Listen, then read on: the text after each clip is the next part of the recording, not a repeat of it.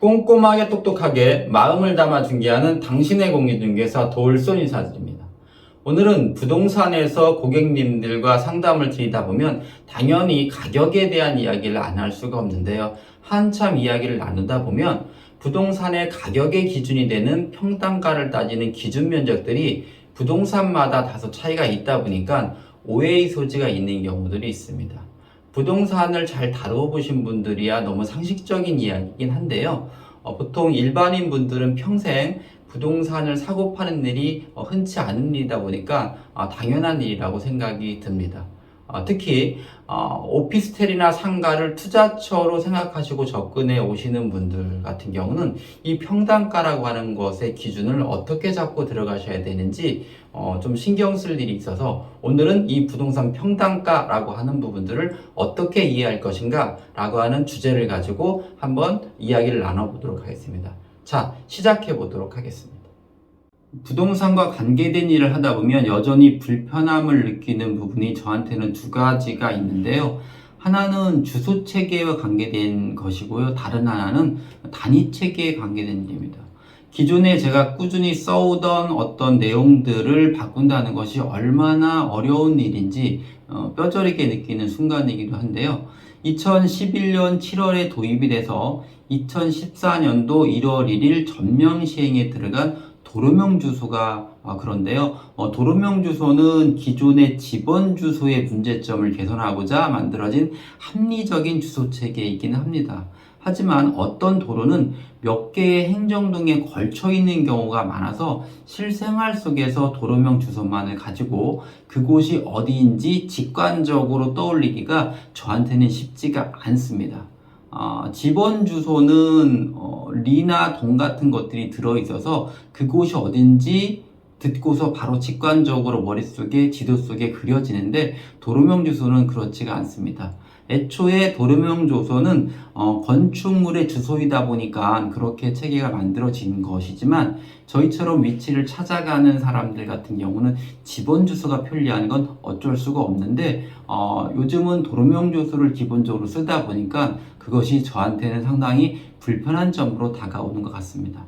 또 하나 주소 체계와 더불어서 제가 부동산의 복병 중에 하나로 생각하는 부분들이 바로 아직도 제 머릿속에 바뀌지 않는 넓이 체계인데요. 우리에게 평단위가 사실은 익숙해 왔었던 것이 사실입니다. 특히 부동산을 다루는 일을 하는 사람들은. 그런데 2007년도부터 전면적으로 제곱미터를 면적단으로 바꾸고 모든 기재사항들을 제곱미터로 하다 보니까 이 부분이 저한테는 상당히 불편하고 손님들, 고객님들하고 상담을 드릴 때도 꼭 제곱미터당 얼마입니다를 말씀드리고 또 평당가가 얼마입니다 이런 식으로 말씀드려서 같은 얘기를 두 번 하게 되는 경우들도 있고 실질적으로 제 머릿속에 제곱미터라고 하는 개념들이 평이라고 하는 개념보다 확 떠오르지 않기 때문에 여전히 제 머릿속에서는 평단위로 움직이는 부분들이 부동산을 해나가면서 좀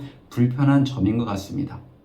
오늘은 이 얘기를 드리려고 하는 것은 아닌데, 특히 우리가 가격적인 부분들을 다루려고 할 때, 제곱미터당 얼마보다 여전히 평단가를 기준으로 다루다 보니까, 이런 얘기를 하게 된 것 같습니다.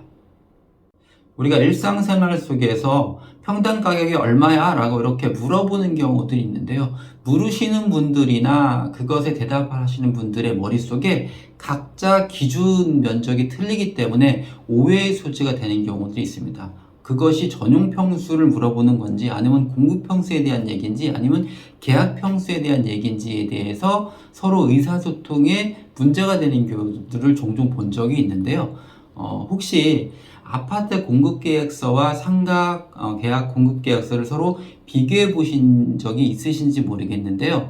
유심히 살펴보시면 아파트 공급계약서의 건물부 부분에는 전용면적, 주거 공용면적, 공급면적, 세대별 기타 공용면적, 계약면적 이렇게 세부적으로 나눠져 있고요. 상가나 오피스텔 공급계약서에는 전용 면적, 기타 공용 면적, 계약 면적 이렇게 좀 단순하게 나타나져 있는데 그것의 근본적인 차이점은 법 적용 때문에 그렇습니다.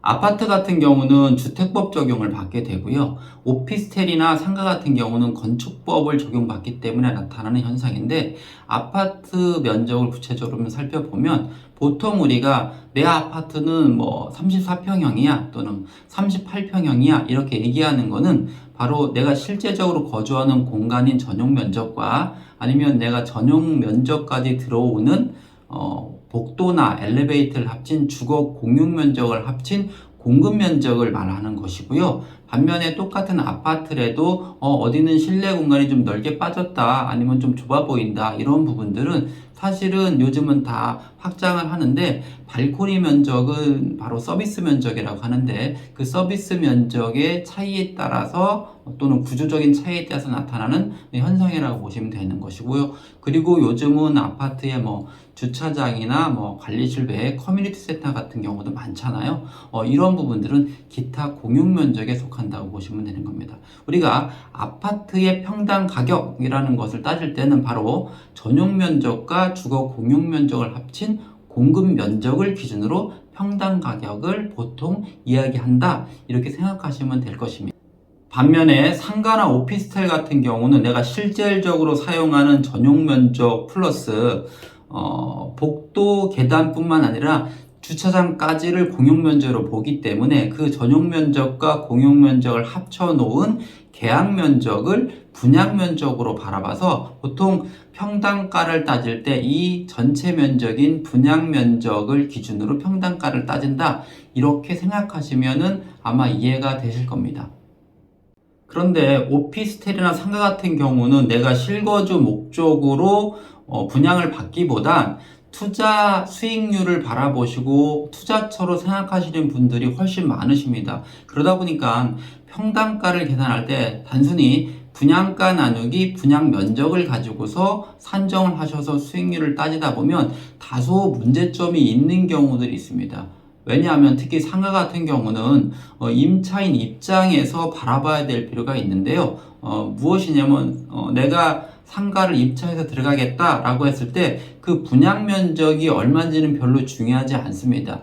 내가 실질적으로 사용할 상가 평수가 몇 평인지를 갖고 찾아오는 경우들이 많기 때문에 그렇습니다. 나는 몇 평짜리 상가가 필요해 이렇게 얘기할 때는 어떤 분양 면적보다는 전용 면적을 기준으로 찾아오시기 때문에 기본적으로 평당가만을 고려하는 것이 아니고 상가 같은 경우는 특히 전용률을 같이 생각하시고서 실질적인 전용 면적에 대한 평당가를 따져보실 필요가 있다는 것입니다. 다시 말씀드리면 상가의 평당가를 따질 때는 전용률이 상당히 중요해질 수가 있다는 것입니다. 보통 전용률 같은 경우는 단지 내 상가 같은 경우는 대략적으로 75% 정도에서 나온다고 보시면 되고요.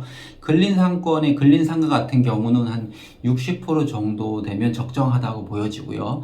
주상복합상가 같은 경우는 50%, 그 다음에 테마형 형태의 상가들은 전용률이 좀 낮지요. 40% 정도 나오는데, 물론 전용률이 무조건 낮다고 나쁜 건 아닙니다. 전용률이 낮다라고 하는 것은 어떤 기타 공용 면적이 높다는 것이고, 그럴 때는 주차장 부지나 아니면 다른 편리성들이 있기 때문에 그런 것들이 장점으로 작용할 수도 충분히 있지만, 실질적으로 임차인 입장에서는 그런 것보다는 내 전용 면적이 무엇인지가 훨씬 중요하다는 것입니다. 세종시 상가를 예를 들어서 설명을 드리면 연도별 분양가를 제가 몇 개를 뽑아봤는데요. 1층 상가입니다. 2015년부터 연도별로 2021년도까지 중요 상가들을 뽑아봤는데 평당가는 대략적으로 4천만 원대에 형성이 되어 있습니다. 작년까지. 그런데 이 부분을 전용 평당가로 만들어서 계산을 해보면 거의 9천만 원대, 1억 가까이 육박을 합니다. 그렇기 때문에 기존의 세종시 상가에 투자하신 분들이 수익률이 안 나오는 부분들은 당연한 것입니다. 임대가 대비로 해서 나올 수가 없는 구조죠. 최근에 올해 이제 분양하는 4-2 생활권의 어떤 상가 같은 경우는 전용 평당가율이 상당히 낮아졌습니다. 4천만 원대. 이 정도면 수익률이 한 6% 정도 이제 나오니까 5% 후반대에서 6% 정도 나오기 때문에 이제는 세종시 상가 투자도 고려해 볼 수 있는 것이다라고 판단해 보시면 될 것입니다. 자, 오늘 설명드린 내용들을 정리하는 의미에서 간단한 OX 퀴즈 한번 풀고 가보도록 하겠습니다. 자, 1번. 아파트 실면적은 서비스 면적과 전용 면적의 합이며 서비스 면적은 공급 면적에 포함되지 아니한다. 네, 이 말은 맞는 말입니다. O이고요. 두 번째 문제. 상가 분양 면적은 전용 면적과 주차장 면적을 제외한 기타 공용 면적의 합을 계산한 것이다. 네, 이것은 틀린 말이 되겠죠. 상가 분양 면적에는 주차장 면적까지 포함된다고 보시면 되겠습니다. 우리가 상가 평당가를 따질 때 조심해야 될 부분은 상가는 분양 평당가보다는 전용료를 함께 고려한 전용 평당가를 기준으로 임차인 입장에서 월 임대료를 생각하여 투자 수익률을 계산하여야 올바른 투자가 될 수 있다는 것입니다. 상가에 투자하시려고 하시는 분들은 꼼꼼히 잘 따져서 실패 없이 성공하는 투자가 될 수 있도록 노력하실 필요가 있겠습니다. 오늘 여기까지 설명을 드렸는데요. 어떻게 도움이 좀 되셨는지 모르겠습니다. 자, 다음 영상에서 만나 뵙도록 하고 오늘은 이만 마치도록 하겠습니다. 네, 감사합니다.